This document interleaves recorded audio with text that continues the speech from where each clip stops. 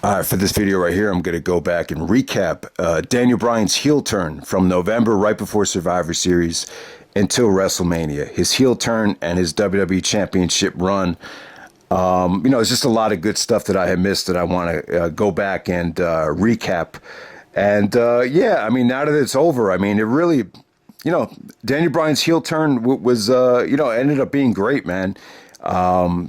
I just think the work that he did was it kind of went under the radar. I really didn't appreciate how great it was until now that it's over. Just his overall performances, his conditioning, his promos, the way he went out of his way to get people to hate him, to do a complete turn. It's really been remarkable, and I think that's I think when you talk about the greatest of all time in this business, I think that's the most important requirement, to get the fans to love you, and then to get the fans to hate you in an overwhelming fashion. There's only a handful of guys that have been able to do it. I think Shawn Michaels, Brett, I really think Austin was able to do it in 2001, and I think Daniel Bryan was able. When you look at what he did in 2013, 2014, and look at what he did this year, it's he was able to go from one extreme to the next, and I think that's probably the most important factor when you evaluate the greatest of all time. So yeah, now they got that out of the way. I just think when Daniel Bryan came back at WrestleMania, it was cool last year. He was in that tag match with Shane McMahon. Really didn't get overwhelming support. I think that match is kind of going to get lost in the shuffle when you look back at it. Really, what he did from WrestleMania to SummerSlam is kind of a blur. I don't really think he had his first big match until he faced The Miz at SummerSlam. The SummerSlam match with The Miz kind of got mixed feelings. Some people loved it. Some people just thought it was kind of average. I was kind of one of the people that, the one thing that stuck out about that match is I just kind of knew Bryan was losing momentum. I just thought that the match kind of had a flat feeling to it. I only gave it about 3 stars. Some gave it like 4.25. They did get a lot of time, but when you look back at that match, I just kind of, the only thing that I kept thinking about was, damn, Bryan needs to turn heel. He needs to reinvent himself. He just doesn't have the momentum that he had a couple years ago. And I just think in pro wrestling, no matter who you are, when you take time off and when you're not in the spotlight, it's so difficult to kind of reclaim that spot. Only a handful of guys, maybe the only guy I could think of that could really just step in and step out like he never lost a step. The only guy that really comes to mind is like guys like The Rock, or maybe Austin, or maybe guys like. That's really it. There's very, very few that can do it.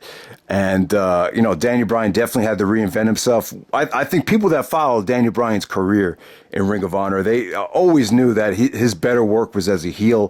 For him to have the freedom to dictate matches and to have the freedom to really take these matches on a roller coaster ride, you knew he would have to be a heel, and his best micro work would come as a heel, and that's exactly what happened here. Now, as far as his look goes, the look, the look, and I understand why he didn't change his look. A lot of people were like, you got to shave the head, and you got to shave the beard, and go back to being the old Bryan Danielson from Ring of Honor.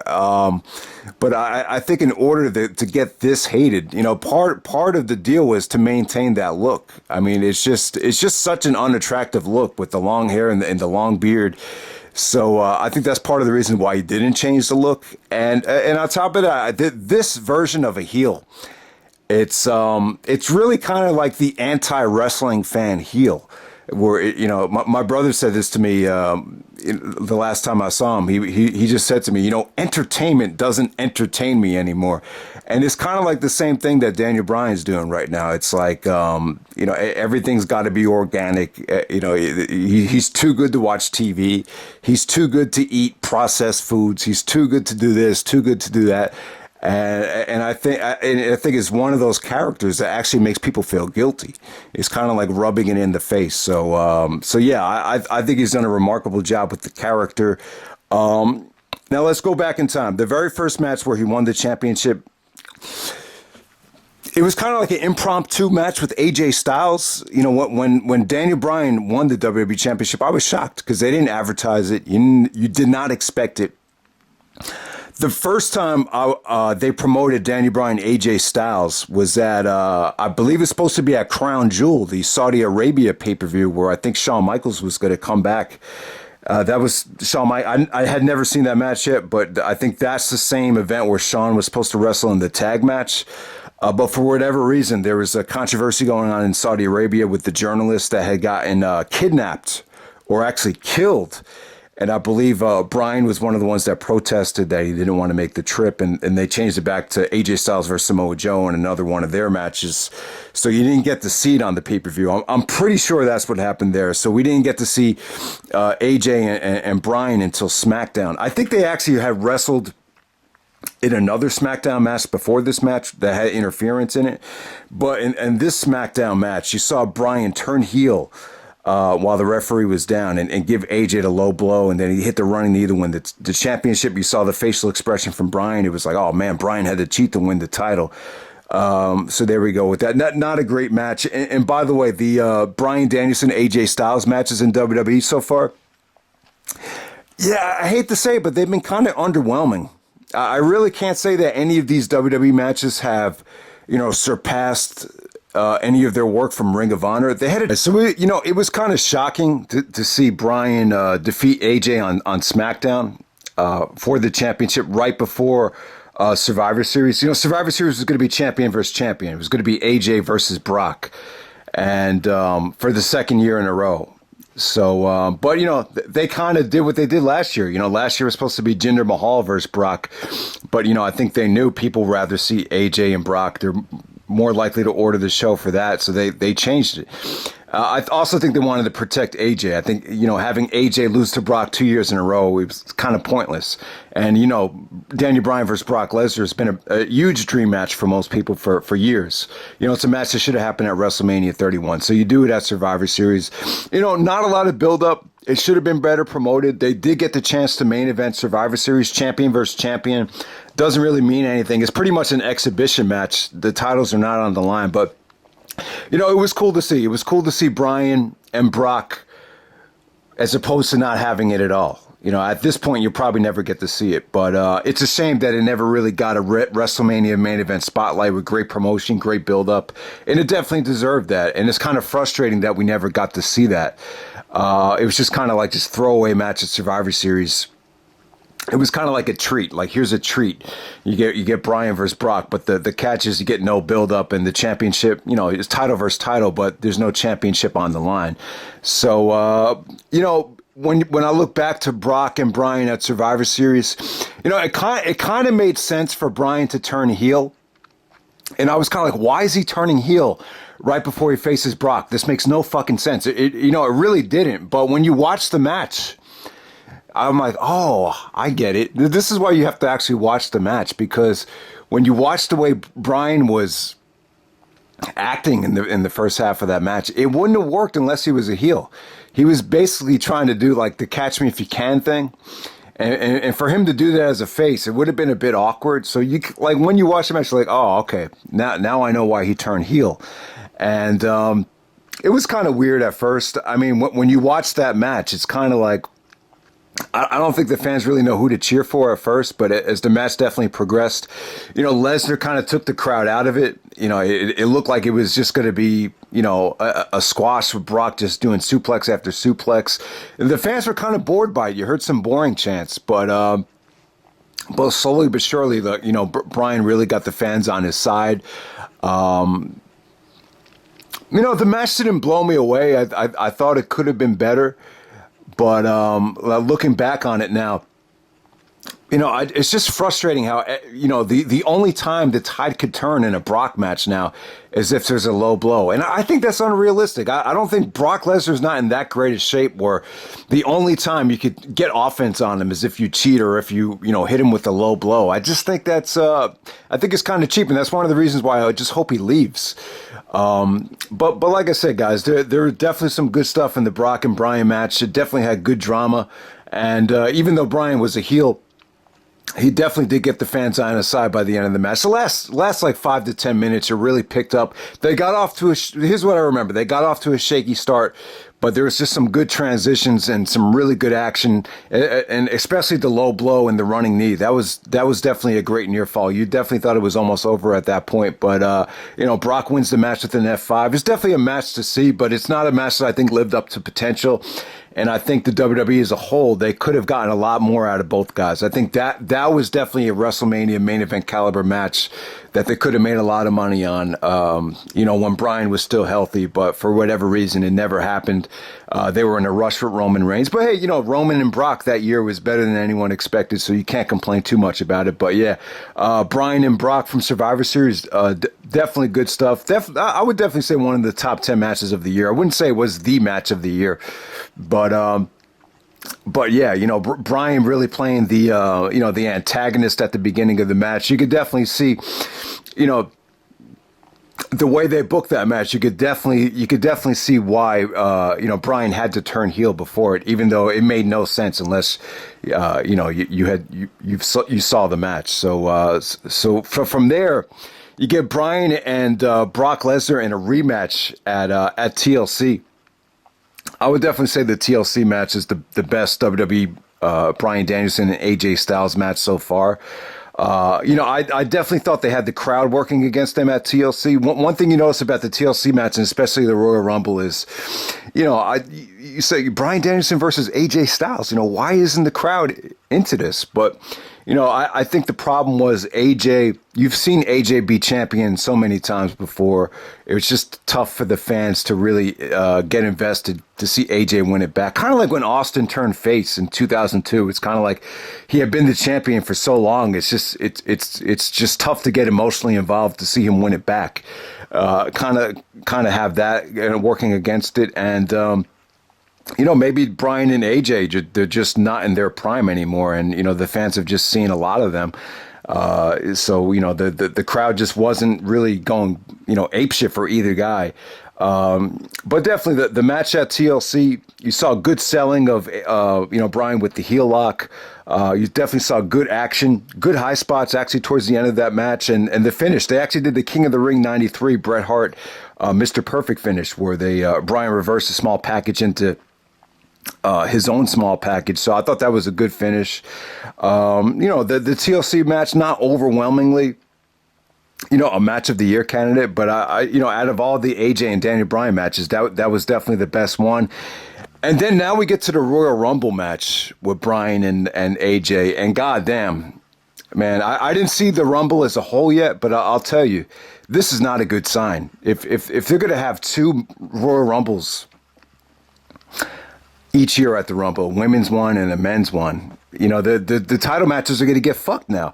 That was like the great thing about the Rumble is you always got a hot crowd for the WWE title match because it would always go before the Rumble. So you would have a fresh crowd each and every year. I mean, in some cases, the championship match was so hot that it would actually follow the Rumble.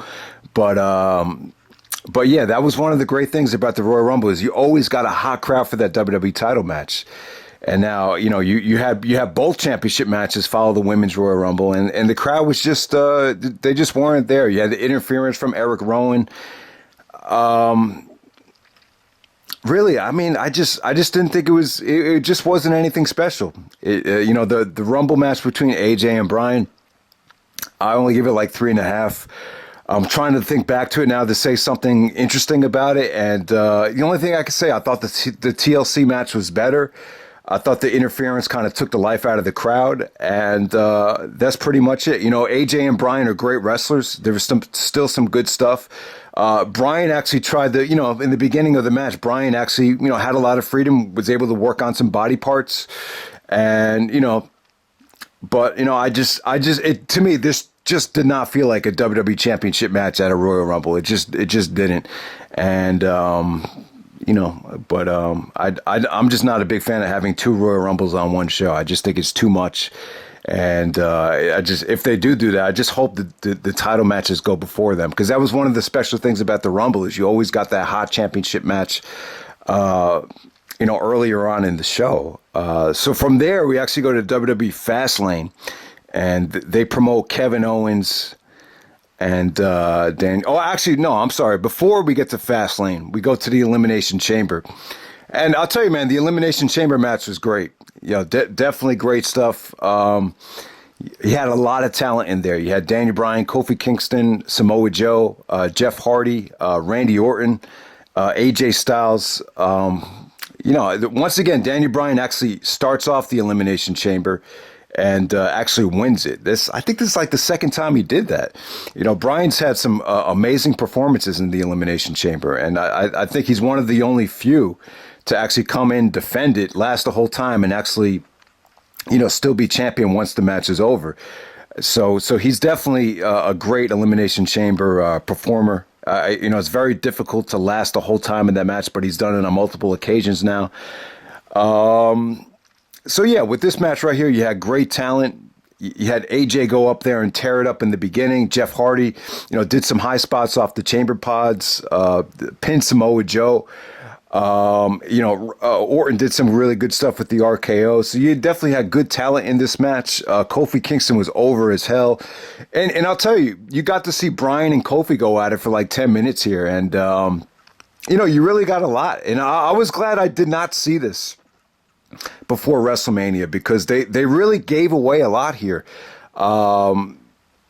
But, one of the things this Elimination Chamber did is it really it made Bryan look really strong. It really did. For him to last this whole match and still beat Kofi clean at the end, it made him look unbeatable. I'll definitely say that. And it definitely it made you want to see Kofi win it even more. And, they did a lot here. It made Kofi look strong here because it took Bryan a lot of, it took a lot to put Kofi away, and they did a lot of great things here. Pretty much, this was pretty much on the same level as WrestleMania. I mean, it was that good. And Bryan and Kofi, they really, they really got a lot of time. They really carried the bulk of the match. So definitely good stuff there. And so from there we go to Fastlane. People wanted to see Kofi get the one-on-one championship match, but surprise, surprise, Kevin Owens comes back, and it's supposed to be Kevin Owens versus Daniel Bryan. And the feud was good. You had thought it was going to be a one-on-one match between Daniel Bryan and Kevin Owens, but Vince came out. And, let me say this about that match. With Kevin Owens and Bryan, it seemed like at first the fans really didn't care about Owens, but Bryan is such a great heel. He really got under Kevin Owens' skin. And, eventually, it seemed to me like in the video package, he really got the fans on Kevin Owens' side. And really the first time Kevin Owens has been a babyface, full-fledged. So yeah, man, I thought that video package, and it just seemed like the feud actually worked out quite well, considering how, fans still were really behind Kofi Kingston to get that title shot. And then all of a sudden they have Mustafa Ali come out and they announce that it's a triple threat match. It's just kind of weird to me. I always thought the WWE, you need to promote what's advertised. They didn't really give a reason as to why Mustafa Ali was in this triple threat match. The only thing I could think of is they didn't want Kevin Owens to take the pinfall because he had just come back. But yeah, I mean, it was just kind of awkward, just kind of weird how this triple threat was not promoted. The match was pretty good. I wouldn't say it was great. You definitely had moments here where Kevin looked like he was going to win it. You had Mustafa Ali really, busts out a lot of, high spots.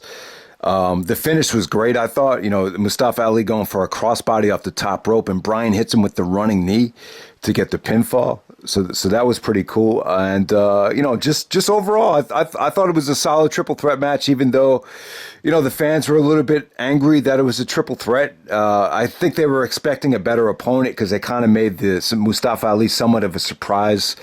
But, just kind of weird there. But, Bryan, once again, another good performance from him. I would have liked to have seen Kevin Owens and Daniel Bryan one-on-one. You didn't get to see a lot of that in Ring of Honor. The only Bryan and Kevin match I can remember from ROH was at Eye of the Storm, which was a tournament, impromptu tournament because of a snowstorm right before the 6th anniversary show in February of 2008. So if you want to see Bryan and Kevin in ROH, check out the Eye of the Storm, which isn't even that great of a match, but that's the only one I can remember off the top of my head. And I think Bryan and Kevin, I think they tagged up together against the Briscoes maybe once, but that's the only other time I remember them having any sort of history in ROH. And I think they are great friends too. From some of the documentaries that I saw with Wrestling Road Diaries, stuff like that. And then you get to WrestleMania, you got Daniel Bryan versus Kofi Kingston. And I mean, what can I say? A lot of people thought WrestleMania this year was the best since WrestleMania 31.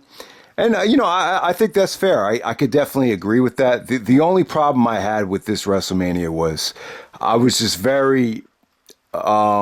I don't know. I was just very baffled by the match structure. I just think the show could have been better had the matches just been placed differently. I just thought a lot of guys had a really tough time following things. From AJ and Orton having to follow the title match to, Batista and Triple H trying to follow Kofi Kingston and Daniel Bryan to the women having to follow everything. I just thought the order of the matches could have just been a lot better. And I mean. The gripes are what they are. But I do think Daniel Bryan, Kofi Kingston, the biggest reason why this WrestleMania is going to go down as positively received. For the most part, the reviews are pretty positive. The feedback has been pretty positive for the whole show. The only gripe is the length of the show. But like I said, at this point, complaining about the length, I just think you have to accept it. It's just the way that it is now. That's just the way they're going to book these shows now. So it is what it is there in terms of that. But man, Bryan and Kofi ended up being great. Bryan's performance, as you know, it was just great stuff. I mean, he played a great heel. He took you on a great ride. It's pretty much well documented. I think everyone could agree that Bryan was definitely the right choice to put Kofi Kingston over. It needed to be the right guy for the moment to be this special, and Bryan was definitely that. And, give Kofi credit as well. I mean, a couple years ago, Austin, guys like Austin and even myself, kind of like, Kofi's great and everything, but, the WWE has yet to showcase him in a serious role. And you can definitely tell, Kofi has taken a lot of things out of his offense that has made him more serious. I think you give Kofi credit there as well. And, when I did the racism in pro wrestling video, I was saying in the video, eventually for more blacks to be inspired to get into the business, we have yet to see that one guy that has been able to run with the championship. And it's just kind of like, I don't know if that guy's on the roster right now. At that time, I said that, and I just thought if Kofi was booked a little bit more serious, I thought he could be that guy, and he proved everybody wrong. He's definitely proving it now, from all the naysayers. So give Kofi credit. The New Day being out there awarding him the championship. Kofi being there, able to celebrate the moment with his friends. This is definitely going to go down as. Yeah, well, I mean, one of the best WrestleMania matches of the decade, and give Vince McMahon credit too. I think this kind of negates a lot of the Vince being racist or the WWE or pro wrestling being racist as a whole. I think it kind of proves that if you get over enough and you deserve it enough, Vince is going to give you your moment, and it kind of reminded me of I know Vince, there's a lot of debate about how, Vince should definitely out of touch, should move on and everything. But, I have mixed feelings on Vince. And I thought about, when Bret Hart was talking about AJ Styles and TNA, it's like, it's such a shame that AJ's wasting in TNA because he's never going to get his big break unless he comes to the WWE. And what Bret was talking about was like his big moment. And I think Bret was making an analogy about, what Kofi got, this whole Kofi Kingston, the platform for him to win the WWE Championship at WrestleMania in that fashion. It's like that's Kofi's moment. Like it's moments like that you can't get anywhere else but the WWE. And I think that's what Bret was trying. That's the point Bret was trying to make about AJ Styles making the jump to WWE. That one big moment that could define your legacy, and Kofi got it at WrestleMania. And so yeah, man, this is even though I thought WrestleMania could have been. I just thought the show could have been better. I thought Seth and Brock The moment was cool. The booking was cool. It was definitely a great moment. I'm just the kind of guy where if we're at WrestleMania, I want to see the guys deliver. I want to see the guys live up to their potential. And I'm just really tired of Brock, just not going out there and delivering. I'm just really tired of that. But I'm not going to disagree that it wasn't a great moment. It was a great moment. The problem is, I think when you do a moment like that, the rest of you kind of fuck the rest of the show, because I thought the rest of the show had a tough time following that. When you start off Brock Lesnar Universal Championship match first, it just makes it seem like the rest of the show is not important. And I definitely thought Orton and AJ had a tough time following that, even though I thought they did work hard and I thought it ended up being a really good match. There's just a lot of things that I felt like took away from the match, though. And following it, and the whole thing with the light and the crowd saying we can't see, that was part of it too. So, I just thought WrestleMania as a whole, it could have been better, but I will agree, though, the good stuff was so good that you could definitely argue this being the best WrestleMania since WrestleMania 31. And Daniel Bryan's heel turn, I think it's been great. I think he's done a great job as a heel. The match quality has been great. His performances, his conditioning, from Survivor Series to WrestleMania, definitely. I think it pretty much. I was wrong. I think that this championship run can satisfy the hardcore, Ring of Honor fans. And the only gripe, though, I just think that the Bryan AJ matches could have been better. It could have been better promoted. I just think it was a case where just the fans just really weren't into either guy, because Bryan was hated, and you had seen AJ be champion so many times. As the Rumble match just came off very, very flat, and it could have been so much better had it. It's just so tough to follow a Royal Rumble, though. It's really that's a tough task. So that's pretty much it, guys. Let me know how Daniel Bryan's heel turn and his WrestleMania championship run is going to hold up in the test of time. And I'll see you next week. All right.